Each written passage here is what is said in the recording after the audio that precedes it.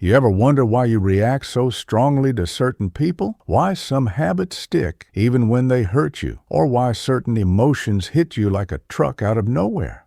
That's not weakness. That's your shadow talking. And ignoring it doesn't make it go away. In fact, the parts of you that are hardest to face might be the key to your peace. Today, we're diving into shadow work, what it really is, why it matters, and how to actually do it. No vague advice, just honest reflection and tools you can use.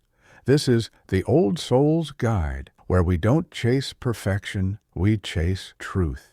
Let's start simple.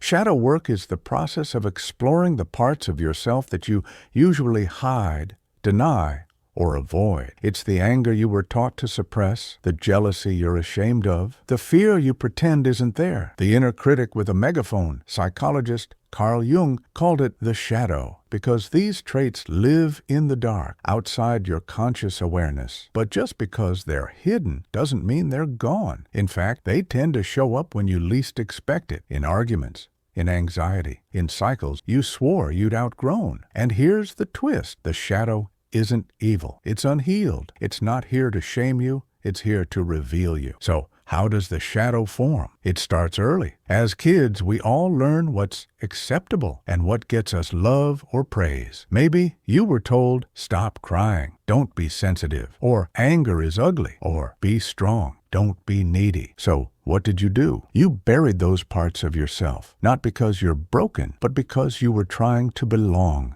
to be safe, and it worked for a while.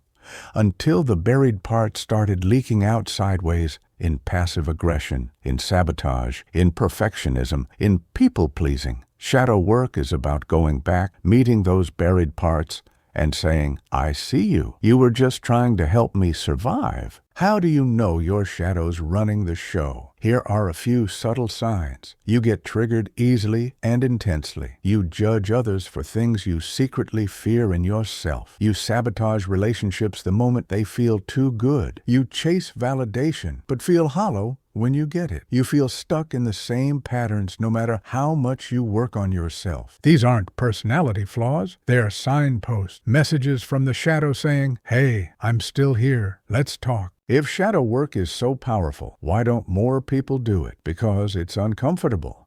It asks you to sit with guilt, shame, regret. It pulls off the mask. And in a world that rewards being fine, sitting with your messiness feels like rebellion. But here's the truth. What you don't face, you repeat. What you avoid, you become.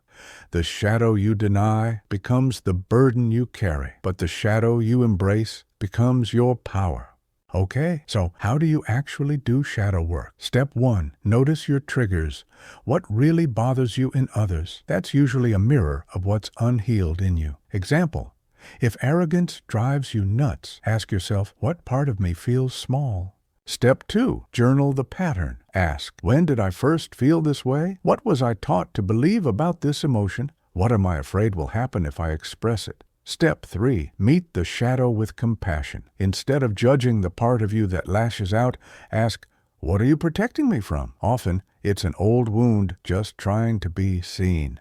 Step 4, integrate. Shadow work isn't about fixing yourself. It's about wholeness. It's about holding all parts of you with grace, including the ones you were told to hide. You don't erase the shadow. You understand it. You give it a seat at the table. What happens when you start doing this work? You stop being ruled by your reactions. You stop needing external validation. You stop fearing your emotions and start trusting them. Relationships get deeper. Triggers lose power. You feel more grounded, not because life's perfect, but because you've made peace with yourself. That's not self-help fluff. That's real, deep healing.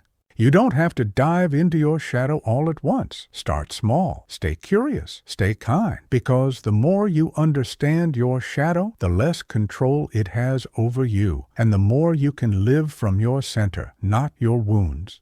This is the Old Soul's Guide, where we reflect, recharge, and remind ourselves that healing isn't a destination, it's a practice.